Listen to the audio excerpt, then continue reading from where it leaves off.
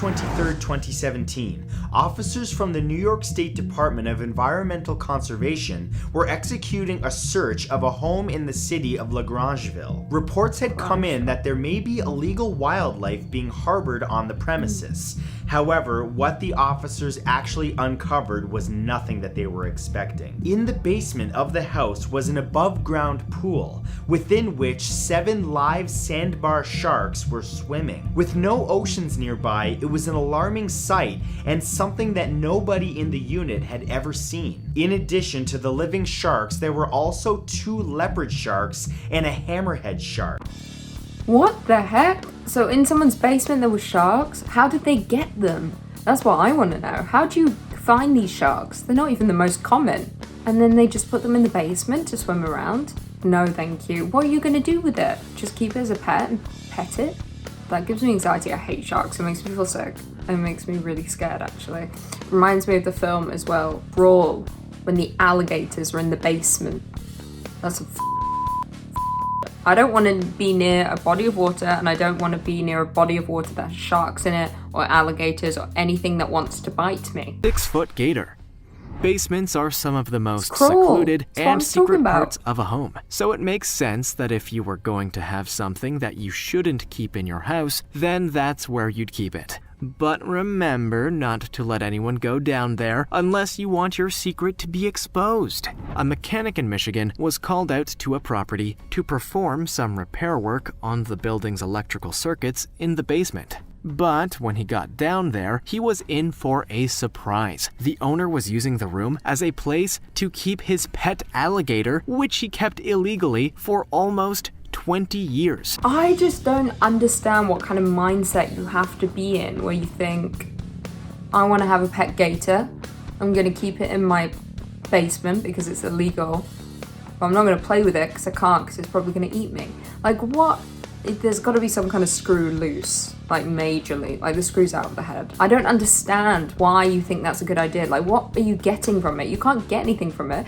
20 years, the gator's just hanging out down there. You can't hang out with it. The sons grew up feeling abandoned by their pops, and this took a heavy toll on their ability to form relationships as they reached adulthood. Their mother died in 1998, never knowing what had happened to the love of her life. But the mystery was finally solved a few years later on Halloween night. The brothers were in their family home, looking for decorations in the basement, when they came across some human remains. The father hadn't left the home at all and had been the victim of an instantly fatal accident that, because the family never had any reason to go down there, they never found out about. That's devastating. Oh, this family thought the father had gone, to get some milk and never came home. The classic move. But really, he had an accident in the basement and died. And no one went into the basement to check. Oh, always check your basements. There might be someone dead down there. Hey guys, welcome back to Top 10 Central Dark, your place for all things horror. I'm your host, Lisa McPhee, and these are the creepy things hidden in basements. To investigate, they would hear odd noises coming from downstairs. They began to have suspicions that the home was haunted, but 1 month later, they realized the truth. One of the roommates discovered a man standing in the basement who claimed his name was Jeremy before leaving abruptly. Police were called in and disturbingly, after breaking open a door, found the man had been living in a locked room down there. He had everything from a TV to clothes and several photos and clearly had been living there for several years. So I think I know this story. If it's the same one, well, it'd be weird if there was 2 stories that are so similar. This was like frat boys, right? Or just like university students. I don't know if they're frat boys. They were living in this building and there was a basement door that was always locked, and then they found out someone was living down there and just sneaking in and out. They noticed because like food was going missing and stuff like that. That's also, I just don't understand why people can live for so long in one place and just accept that there's one locked door that they can never get into. Just knock it down. Find out if someone's in there. I would not. I couldn't.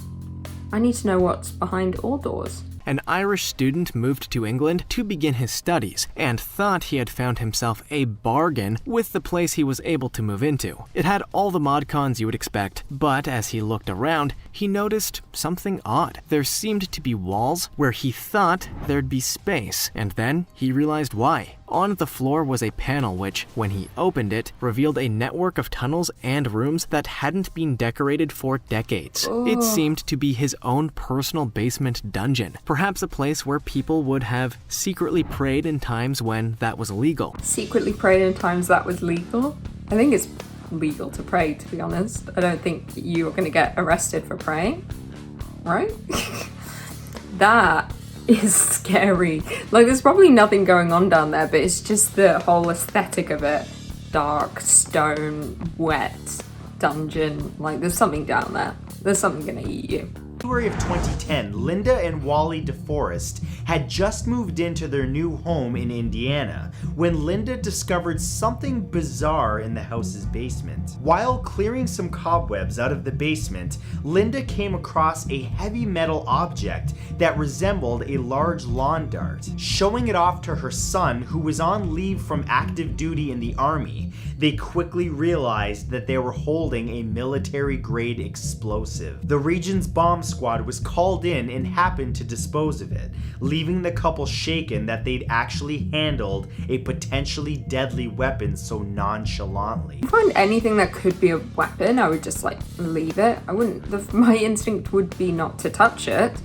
We've all seen that episode of Grey's Anatomy, where the bomb's in the person and it's undetonated, and then she has a hand on the bomb for the whole episode, and then at the end, the guy blows up. The end. Spoiler. Old house in London. London's full of houses that date back hundreds of years, so new owners often find things in their homes that have been left gathering dust for ages. One of the strangest finds happened in 1960 though, when a mansion owned by Thomas Theodore Maryland was set for demolition, having lain empty for quite some time. When the owners were looking through to make sure it was ready to be torn down, they couldn't believe what they found in the basement. There were a series of wooden boxes from Maryland's collection, as he was a famous explorer and crypto-naturalist, and had spent his life collecting strange and bizarre specimens. What are these?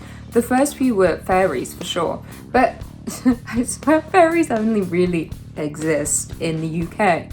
I remember growing up, there was the rumour that the family found the fairies in the garden, but I think that was debunked.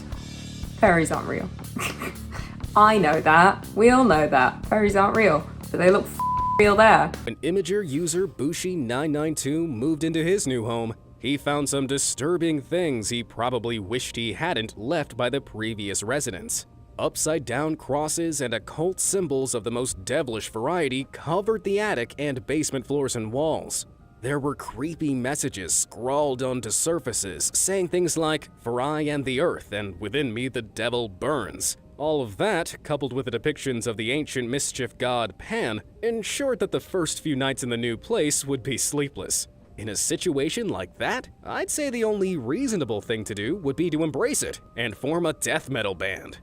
To embrace it, that's the last thing I would do. If I moved into a new home and I found satanic bullshit in my attic, I'd be out of that house so fast. You don't want to be associated with that, even if the people aren't there anymore.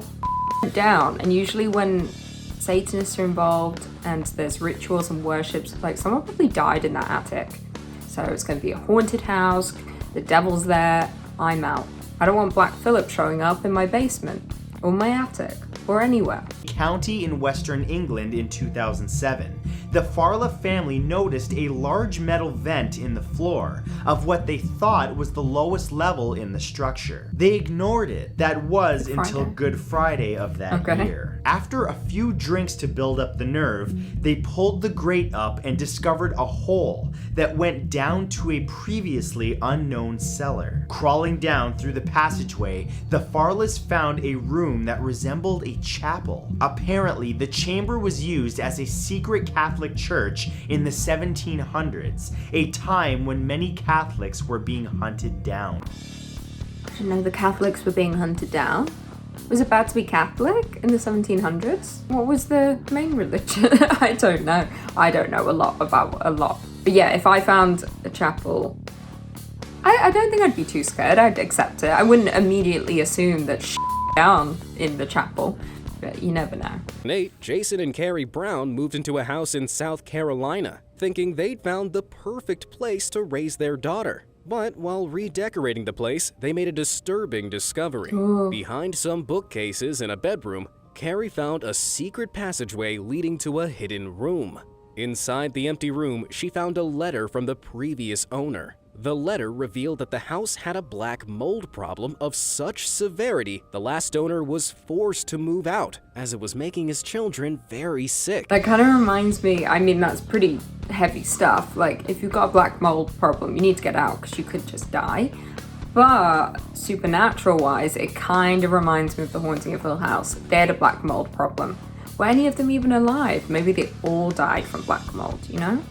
That's what I'm thinking. But no, that's not even what happened in Haunting of Hill House. Fan theories. Well, there we have it. Thanks for tuning into this video. I've been your host, Lucy McPhee. Stick around for bloopers. They're coming right now. Okay, this is creepy. Let me check what's close.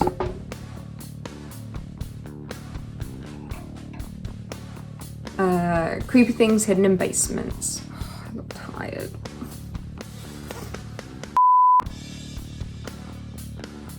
Former black metal band. Matthew Santora. That's